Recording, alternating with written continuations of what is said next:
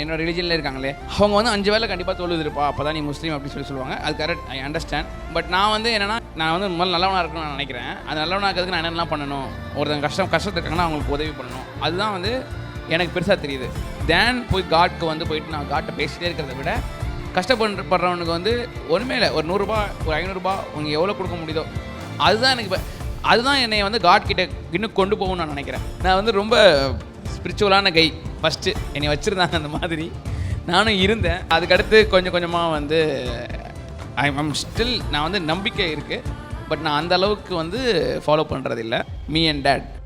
So சொல்லுங்கள், இந்த photo பார்க்கும்போது உங்களுக்கு ஃபஸ்ட்டு ஒரு மெமரி இருக்கும்ல, அப்பா கிட்ட ஒரு connection? Yes. So my dad இப்போ வந்து எங்கள் கூட இல்லை, அவங்க செப்பரேட் ஆகிட்டாங்க, வீட்டில் இல்லை. லிட்டரலாக அவர் எப்படியோ நான் அப்படி தான். ஸோ அது ஜெராக்ஸ் காப்பி மாதிரி. 2 பேருமே நல்லா ஹார்ட் ஒர்க். அவரும் செம்ம ஹார்ட் ஒர்க். ஐ மீன் அவரை மாதிரி பண்ண முடியாது ஹார்ட் ஒர்க்கு. ஏன்னா அவர் நல்லா லைக் திரும்ப நடப்பார், இது பண்ணுவார். அவரோட ஃபாஸ்ட் வந்து ரொம்ப அதிகம். ஆனால் குண வயசு வந்து மோஸ்ட்டாக வந்து அவரோட குணம் தான் எனக்கும். என்னை அவரை பார்க்கணுன்னா என்னை பார்த்தா இருக்கும். அதே மாதிரி கோபம், அதே இது எல்லாமே இருக்கும். ரொம்ப பிடிக்கும்.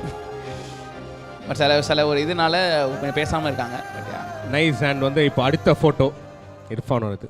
நான் வந்து ஜாப் போகிறதுக்கு முன்னாடி டிரைவராக இருந்தேன். அது வந்து எல்லாம் ஈவினிங் காலேஜ் போவேன். அப்போ காலைல வந்துட்டு பசங்களை வந்து பிக்கப் பண்ணிவிட்டு அவங்கள போய் இதை ஸ்கூலில் ட்ராப் பண்ணணும். அப்புறமா 12 மணிக்கு எல்கேஜி தான், இவங்க எல்கேஜி பசங்க தான், சின்ன பசங்களாம். அவங்களாம் பிக்கப் பண்ணிட்டு வந்து வீட்டில் விட்டுட்டு அதுக்கடுத்து காலேஜ் போவேன். ஸோ அது வந்து ஆமாம், அது பண்ணிகிட்டு இருந்தேன். அப்போ எடுத்த ஃபோட்டோ இது. அது டெய்லியுமே போய் ஆகணும், இதில் லீவே விட முடியாது. ஏன்னா நம்ம லீவ் போட்டோம்னா இவங்க பசங்க எல்லாத்துக்கும் லீவ் ஆயிருமா, எல்லாத்துக்கும் ஒரு வாட்டி கால் பண்ணி சொன்னால் திட்டுவாங்க டேட்ஸ்லாம், அவங்க இதெல்லாம்.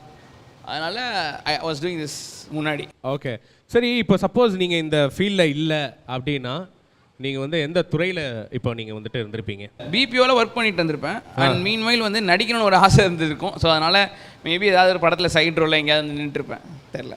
ஓகே, ஸோ அதுதான் உங்களுக்கு வந்துட்டு இர்ஃபானா இந்த ஃபீல்டில், அது ஒரு இமேஜினரி வேர்ல்டில் கேட்குறேன், இந்த ஃபீல்டில் இல்லைனா இர்ஃபான் வந்துட்டு இந்த ஃபீல்டில் கரெக்டாக இருந்திருக்கும்பா அப்படின்னா எந்த ஃபீல்டு? நான் அவன்கிட்டயே சொல்லியிருக்கேன், சேல்ஸ் போடு மச்சான். அவன் நீ ஸ்டார்டிங் த ஜாப் அப்போயே நான் சொல்லியிருக்கேன், மச்சான் நீ சலமாக பேசுவேன், உனக்கு செம்மையாக செட் ஆகும், அதில் போயிரு, அதான் பெட்டராக இருக்கும் அப்படின்னு. நான் நல்ல சேல்ஸ்மேன், குட் சேல்ஸ்மேன். சரி, ரொம்ப எஃபெக்ட் ஆகிட்டாரு இந்த விஷயத்தில் அப்படின்னா என்னது? அது ஏதாச்சும் பர்டிகுலர் வீடியோ இருக்கா? இவர் பண்ண வீடியோஸ் இருக்கலாம். எனக்கு ஞாபகம் இருக்குது. என்னன்னா ஒரு வெட்டிங் பண்ணோம், அப்போ வந்து இஸ் லைக் அப்போ தான் ஜாப் ஜாயின் பண்ணியிருந்தான். வீடியோ அப்போ தான் அப்லோட் பண்ணிட்டு இருந்தான். என் ஃபோன் வாங்கிட்டு மச்சான் சப்ஸ்கிரைப் பண்ணி அவனே சப்ஸ்கிரைப் பண்ணிட்டான், நீ பார்க்குற. அது வந்துட்டு இவர் மட்டும் இல்லை, யாரெல்லாம் யூடியூப் சேனல் வச்சிருக்காங்க அப்படிலேருந்து ஸ்டார்ட் பண்ணுது. ஓகேங்களா? ஸோ என்னன்னா அது வந்து காசு வருதோ இல்லையோ, he was not depend upon that. Video பண்ணணும்.